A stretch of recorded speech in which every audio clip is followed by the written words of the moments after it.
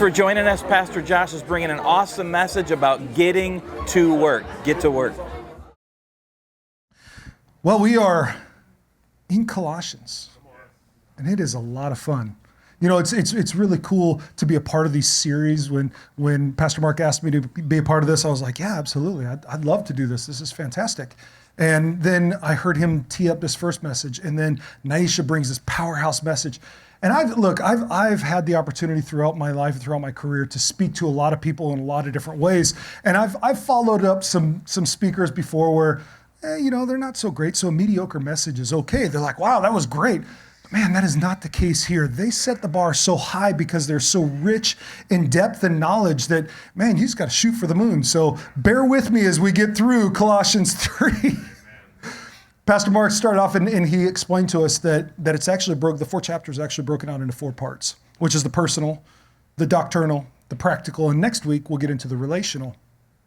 But when he started off with the personal, he started off with his message called "It's Time to Grow Up." Well, we have to realize that it's God plus nothing. That's it. Just God plus nothing. We need to stop adding to the gospel. Whenever we add to the gospel, we're treading into legalism. We need to stop trying to create new gospel because that's mysticism. And then we have to stop walking in works because that's asceticism. We have to realize that it's Jesus and Jesus alone. That's it. Period. Dot. Full stop. Nothing more. Naisha took us to school last week with the doctrinal message, and her title called "It's Already Done." And what did she tell us? The notes that I have here: study, do your homework. When we start these series, it's imperative that you read ahead and get to know what we're going to get ready to talk about. Because what she said was, once we start to recognize that we're debt-free victors, there's nothing that can hold us back. She really focused on Colossians 2:14 and said that it was a very personal verse for her and her family. It's a very personal verse for me too. Some of you know that for a long time I struggled with the bottle, and when I finally got free of that, this verse was actually revealed to me, opened up to me. And it allowed me to say, that's why you'll never hear me say, I'm a recovering alcoholic, I'm these things, because according to that verse, Christ took every warrant against me. That means every label, every name, everything that I've been taken, and he nailed it to the cross, and no longer will I walk in what the world called me at one point. That's why I walk in the freedom that I know of Christ. As we move into Colossians 3, we're going to start talking about the practical, how to put this to work. And what you'll hear, if you've already read through Colossians, you'll understand that it may start to bring back some familiar memories. And it's because it's written a lot like the letter to Galatia, when we went through Galatians just a couple weeks ago. It's very similar. I feel like in some ways, Paul wrote the letter to Galatia, and then as he got ready to start to write this, he was like, man, I just wish I could just Control-C, Control-V, and send. Because it's so similar. But since he didn't have that ability to do that, he had to go through and start talking about it again. And so he starts talking in chapter 3, starts talking about being a new creation in Christ, putting off the old ways, putting death to the old person. We're new, so we need to, if we're new creations in Christ, we need to start walking like we're new creations in Christ. In verse 5, he even says this. He says, put to death sexual immorality, impurity, passion, evil desires, and covetousness. And he continues to list all these things that we once walked in. If you go back to Galatia, or to our time in Galatians, he says the exact same thing. Here's everything that you're fighting against. Put them off. Because in verse 12, he says, put on compassionate hearts, kindness, humility, meekness, and patience. He's talking about the fruits of the Spirit. It's the exact same thing. He wrote about it to the church of Galatia. He wrote about it in Colossians. If he's writing about it in 2 separate places, don't you think it was important? And if it was important then, don't you think it's important now? I mean, if they were struggling with it, then, that means we're probably struggling with it. We're probably fighting those same things and trying to walk in the fruits of the Spirit. In verse 18, he starts to speak to the Christian households. And I'm just kind of going through and summarizing some of these little areas and sections because I want to get us to where we're going to spend some time, and that's towards the end. But it makes, I would be remiss if I didn't spend a little time in some of these areas. In verse 18, he says this. He says, wives, submit to your husbands. Be blessed. That's the. Yes. No, I wouldn't do that. I'm catching glares over here. My wife's about ready to throw a shoe at me. It says, wives, submit to your husbands. And I know we get that eye roll all the time. Here we go. No. I've talked to people. I've been to weddings and I've talked to women that are like, I will absolutely not. No, 100%. No, the submission thing is not happening because there's this lack of understanding, because Paul follows it up and says, husbands love your wives. We have to understand that when we're talking about that submission piece and that love piece, it's not about I'm the head, I'm the, and put you under my feet. It's about this mutual love and respect. It's about being a team. It's about coming together. Now, I'm going to use a reference right here, and if I encourage you to not go out and watch this movie, because there's a lot of things that are very unchristian about it.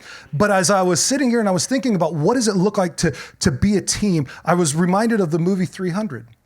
And in it, before when the Persian messenger comes and before Leonidas kicks him in the pit, there's this really tense moment.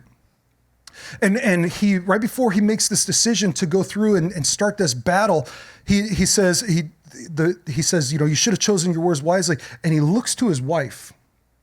And she stands up and she gives him the nod. And then the next scene, he kicks him in the pit. This is Sparta and all this stuff. But the thing, what I want to point out, and again, don't go watch this movie because there is nothing Christian about this movie. But what I want to point out, and the reason that I use this illustration is because what he does in that moment is he turns and he looks at his wife and he makes sure that they're in agreement with what's getting ready to happen. She gives her approval. She submits to his authority. Now, he is over this entire area.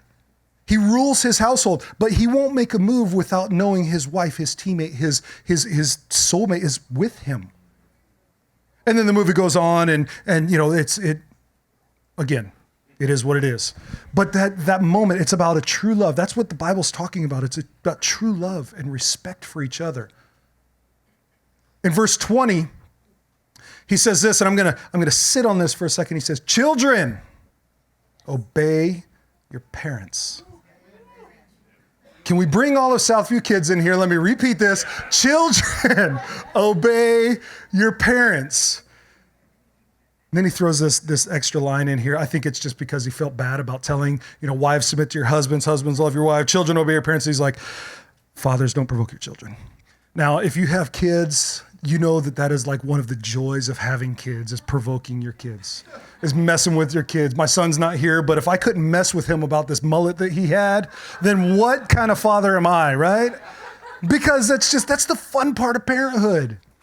That's the fun part of parenthood. But what he's saying is, he's not saying don't mess with your kids. He's saying don't go overboard. Don't do it lest they become discouraged.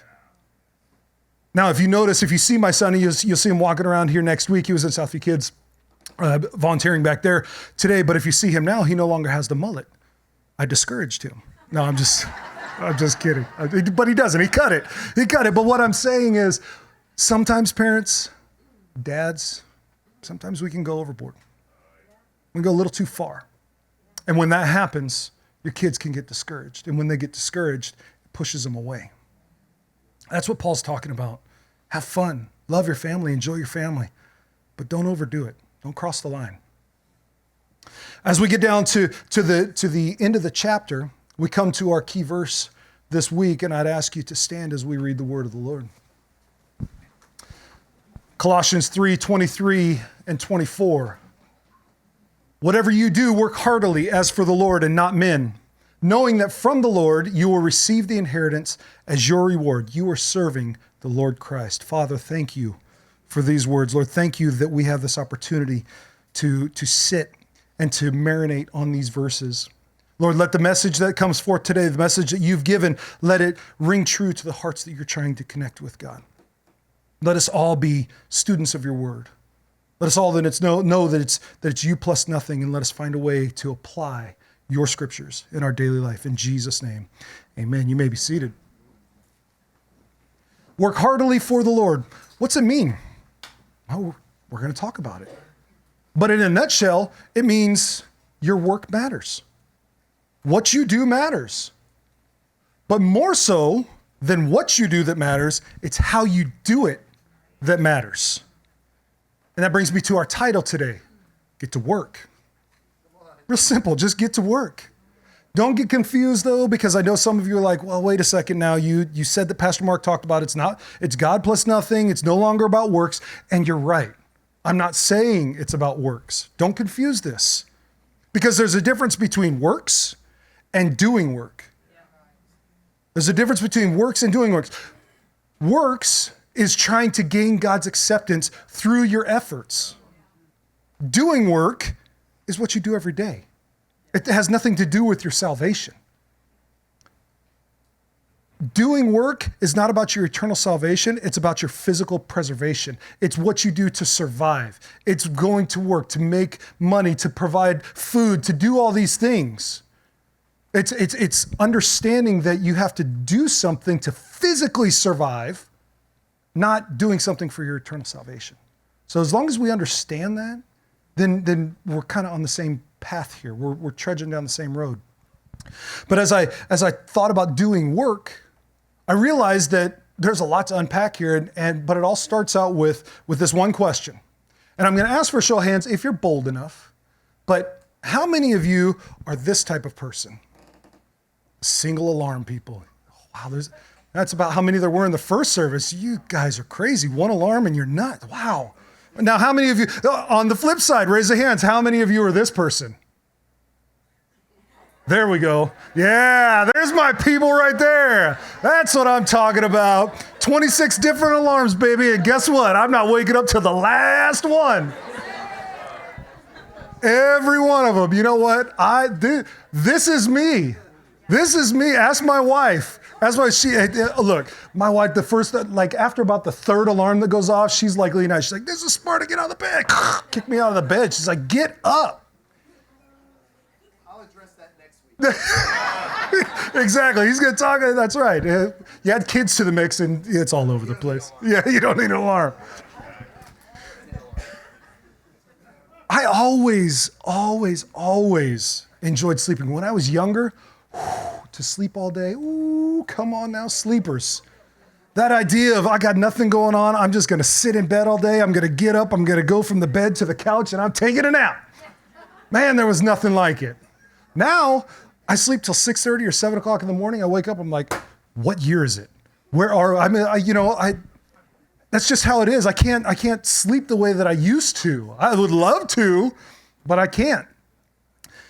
But during the week and things like that, I can get up early. I just don't want to.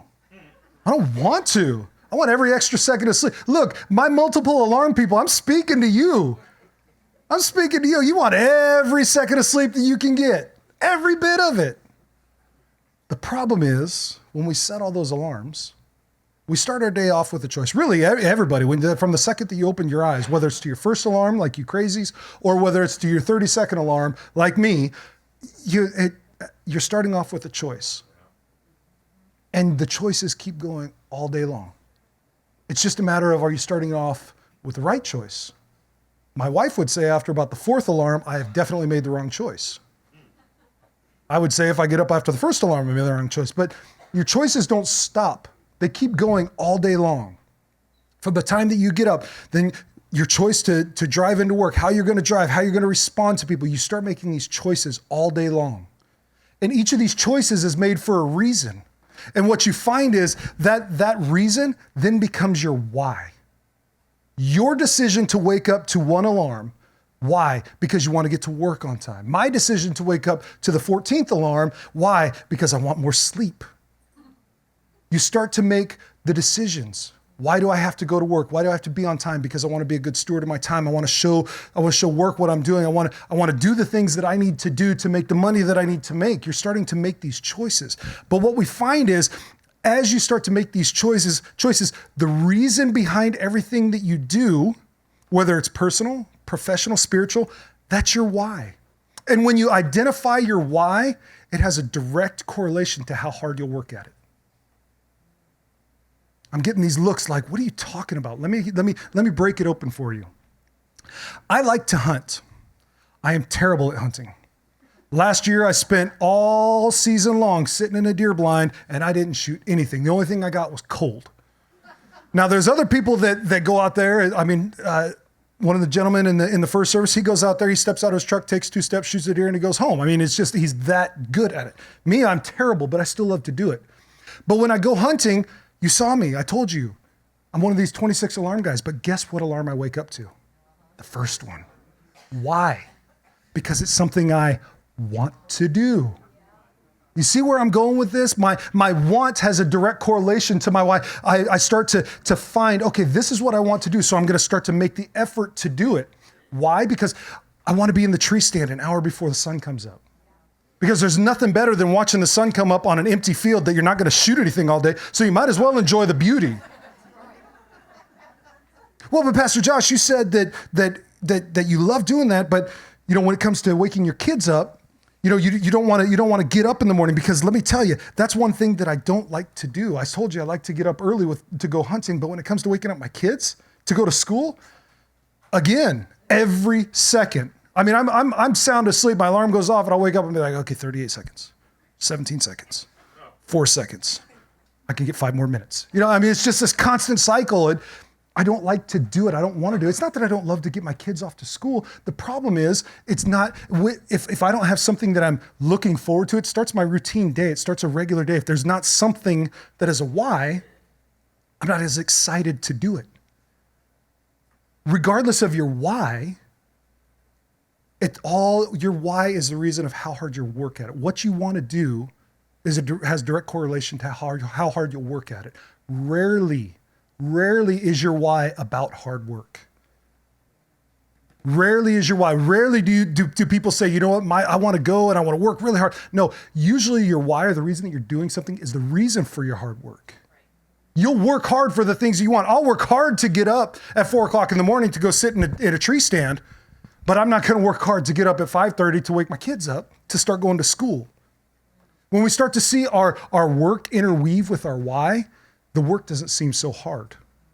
Are we tracking? I read this article by a guy named Mike Sturm on Medium, and he said this. He said, when something about the work motivates you, you can do hard work without having to work hard. You'll do the things that others can't do because most people don't even think of them. And the thing is that hard work won't be something you need to work hard at. You don't realize that you're working hard when you love what you're doing. That's what I'm talking about. When you love what you're doing, you don't realize that you put in an 18-hour day. Ask an athlete who loves what they do.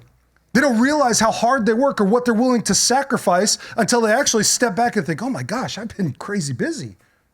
Because they love what they do. They eat it, they breathe it, they sleep it. That's all they want to do is be around it. Well, but Pastor Josh, again, I bring up the kids thing. Yes. I didn't say I didn't say I hate doing it. It's just not something I want to put a whole lot of effort into. But this is why. And let me explain this to you. Because sometimes your why, sometimes the thing that you have to do is born out of necessity. Waking my kids up in the morning to get them off to school, that's born out of necessity. Doesn't mean that I don't love my kids. It just means that why isn't something I love to do. But because I love my kids, I'm willing to do the work. And I'm willing to work hard at it. Sometimes your why is just necessity. I want to tell you a story that kind of illustrates this a little bit. It's a real personal story, so bear with me. I want to tell you about my mom. Hopefully she's watching online. I'll tell you about my mom. This is my mom. My mom in the center picture is the one that's second from the right. My mom has worked hard all her life. I love my mom to death. She's an incredible woman, hardest working woman I know. She was the second of 6 children, born in Savannah, Tennessee, which is just south of here, a couple hours. Father was a sharecropper. They didn't have a whole lot. Matter of fact, this picture on the top left is her playing stickball out in the yard when she was young. She married my dad when she was 16, and they moved to Germany. She had my brother when she was 17. My dad was in the army. She had my brother when she was 17. As far back as I can remember, she worked. She worked hard. A couple years ago, actually it was about 10 or 11 years ago, my brother called me and invited me to go up to the Indianapolis 500 with him. And I said, absolutely. I'd love to spend that time with you and go and watch the car race. And so we went up there, and one night we were sitting out, And we were having dinner and just talking, and the subject of my mom came up. And he told me this story that really broke my heart, and for a lot of reasons, because it was not something I'd heard about my mom, not something I knew about my mom. And I believe it was before I was born, or maybe I was real young. My brother was born in 69, so it had to be early 70s. My dad was out of work at the time, and my mom managed to get a job at a factory. And she'd go in and she'd work hard. Just like her male counterparts, she'd work hard. And at the end of the day, when it was time for everyone to punch out and everybody lining up and hitting that time clock, she'd go up and she'd hit that time clock. But the thing is before she could leave, management told her, hey, everybody else is going home, but you have to go clean the men's room, and then you can go. You're a woman. That's your station in life. I don't care the work that you're doing. You'll do it. And she did. She wasn't happy about it. She didn't love it. No one wants to go to the GM plant, work an entire day, and then go and clean the men's room before they leave. No one wants to do that. But my mom did. She didn't do it because it was glamorous. She did it because her why was providing for her family at the time. And out of necessity, she did something she didn't want to do because the love of her why was more than the hard work she had to put in. Everything that she ever did, everything that she laid her hands to, she put her full effort into. Her family was her why. When her and my dad split up, my brother and I, her why shifted a little bit. Now it just kind of came to my brother and I. And providing for us and making sure that we had everything that we need. Again, out of necessity. Out of necessity, she did that. When my brother went off to college and I was a senior in high school, I had a part-time job, but we were only allowed to work so many hours. But my mom worked 3 jobs just to make sure that I had everything that I wanted. My brother was in school. Everything that I needed. We didn't grow up with a lot of money, but we didn't know that. It was that's the beauty of her hard work and sacrifice. My mom she worked an office job. She worked cleaning an office building, and she worked at a craft and hobby store. All she did was work just to provide. She didn't have the finer things in life. She never did. But she always did her best. She always did her best to make sure that we were taken care of. And now, my mom's retired. She works because she wants to. Matter of fact, I think we have a picture of my mom. That's my mom.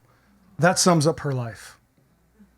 She lives in Mexico. She dances on the regular. Her and her husband, they go out, they go dancing all the time. She sends us videos. She sends us pictures.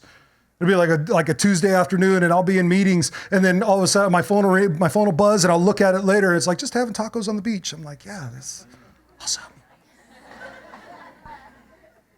Her why hasn't changed, but the focus of it has shifted. It's still her family and the grandkids now. She spoils them, which is what a good grandparent does. But she just doesn't have to provide for us like she used to. What she doesn't know is that what she instilled in my brother and I are characteristics of hard work, sacrifice, and excellence in everything that we put our hands to. My brother and I are successful because of what we saw my mom do. Why do I tell you this story? Because when you know what your why is, when you know what you're working for, it gives purpose to what you're doing. My mom knew what she was doing. It gave her purpose to be able to do that. When we as Christians can figure out that hey, my purpose is no longer for the approval of man, that it's unto the Lord, it doesn't matter what we lay our hands to. As long as we're doing it, our reason, our why becomes the Lord and working heartily unto the Lord, and then all of a sudden our work starts to be filled with joy. We start to see the joy pouring out of us because no longer are we working for the approval of man. Even our necessity, even out of our necessity, we're able to find joy in what we're doing because we're not focused on the menial task at hand, the hard thing that we have to do. Work stops becoming work. It stops becoming work. It's not hard anymore. We start to live each life each day to the fullest. We start to live our life to the fullest. We stop sitting on the couch wondering what's going to happen watching Netflix, wondering what's going to happen on the next episode of Suits. We stop picking up our phone and living life. Oh man, I'm looking on Instagram. I wish I could live that life. No, we stop doing that. We actually start to take control of our life. and say, I'm going to lay my hands to this because this is going to make me happy because it makes God happy. And then all of a sudden we're living our best life because we're no longer working for ourselves. We're no longer working for our coworker or for our boss. We're working for God. We're putting our hands heartily to what he's asking us to do, to what's laid in front of us, regardless of the task. We start living and working for something. We start thinking about our legacy. We start thinking about how we'll be remembered. And we start pouring into it a little bit more because it's a little bit deeper. It's a little bit more exciting now because we have joy in the journey, because we have joy being able to walk it out. Last week, we laid a dear friend of ours to rest. 37 years old. Husband, father, friend, great man. We always knew that he was a good dude. We always knew that he had a lot of friends and he had touched a lot of lives, but we didn't realize the extent of his legacy until we actually went to his funeral last Saturday. And we were walking to where they were going to lay him, and as far as I could see in front of me and as far as I could see behind me were people out there celebrating him. 700 people showed up. People on horseback, a mariachi band, everything. I mean, it was beautiful. It was absolutely incredible. But that got me thinking as we're walking. In Matthew 6:27, Jesus is talking about worry, and he says, and which one of you, by being anxious, can add one single hour to the span of his life? And I'll tell you, the answer is no one. Not one of us. There's not one of us that can do it. When that last grain of sand runs through the hourglass, there's no overtime. There's no extra life. It's done. What are we living for? How are we living our lives? Our friend Juan worked hard. I don't think that there was ever a time that I saw him sitting down and resting. He was always doing something. He was living life to the fullest. Whether he was working heartily for the Lord or not, what I saw in him is what every Christian should be doing, and that's just living our lives to the fullest, living it for the glory of God. There's a poem. I was going to read it to you, but in the interest of time, I'll just encourage you to go read it. I've heard a number of sermons talked about on it. It's called The Dash. And basically summed up is our entire life is defined in a little dash. There's some pictures of tombstones. Look at these names. Famous people: Michael Jackson, Bruce and Brandon Lee, Orville Wright, Mel Blanc, Frank Sinatra, James Dean. Everything that they did is defined in that little dash between the year they were born and the year that they died. Every memory that you have of them is defined in that dash. Every good thing, every bad thing, every positive thing, every negative thing. All of it defined in that little dash, summed up. And as we sat here and mourned the loss of our friend, I thought about that. What's my dash say? Is it going to say that I was a hard worker? Poured everything that I could into a job that 2 days after I was gone, they listed my job and filled it within a week? Am I the employee of the month? Am I the highest earner? Or is my dash saying that I'm someone who lived life to the fullest? That I loved my family? That I served with joy? That everything that I did heartily unto the Lord? And that I was a positive influence? What's my dash say? Look, we all want to be remembered. Every one of us. Doesn't mean we want to be rich and famous, but we want to be remembered. And we want to be remembered in a way that is positive. Nobody wants to live a life of mediocrity. No one wants to just get by. No one wants to just wake up just to be one day closer to dying. Nobody wants to do it. So if we don't want to do that, then why are we? We don't need to be rich and famous. But I want my legacy for my family, for my friends, to be one that people say, man, That dude, for as messed up as he was, he loved God. And no one can ever take that away from him. He loved his family. No one could ever take that away from you. What if working heartily unto the Lord gave our life the meaning we're searching for? What if shifting our mindset just a little bit started to change everything in our life? What if those life changes, we shift our mindset, we start working heartily into the Lord, all of a sudden we start to see our family change. We start to see our friends start to see a change in us. Our supervisors and coworkers at the job we hate start to see a change in us. Then all of a sudden our community and our spheres of influence start to change. We start to be infectious in a good way. Where we used to breed negativity because of our attitude and our output. Now all of a sudden we start to spread joy because people start to rally around us. Because we actually have the light of Christ inside of us, and where that light is, the people that are repelling away, it's because that darkness can't be in the same place that we are. Imagine what that's like when you're able to do more than you ever could, more than you ever thought possible, because you're no longer working for the approval of man, but for the glory of God. That's one person. One person. You as an individual, me as an individual, that's one of us. Now imagine when you do that as a body of believers. Wow. What would that impact be like? It would be epic, and it would be global. There's an analogy that I've used. For those of you that are Dave Ramsey fans, you've probably heard him use it. I'm pretty sure he stole it from me. Just kidding, Mr. Ramsey. I probably took it from you. But it says like this. It goes like this. The Belgian draft horse is one of the strongest horses in the world, capable of pulling up to 8,000 pounds by itself. Now imagine that being one believer that works heartily into the Lord. When you put two of them together, two Belgian draft horses together, my common simple-minded math says, okay, they can pull double the weight.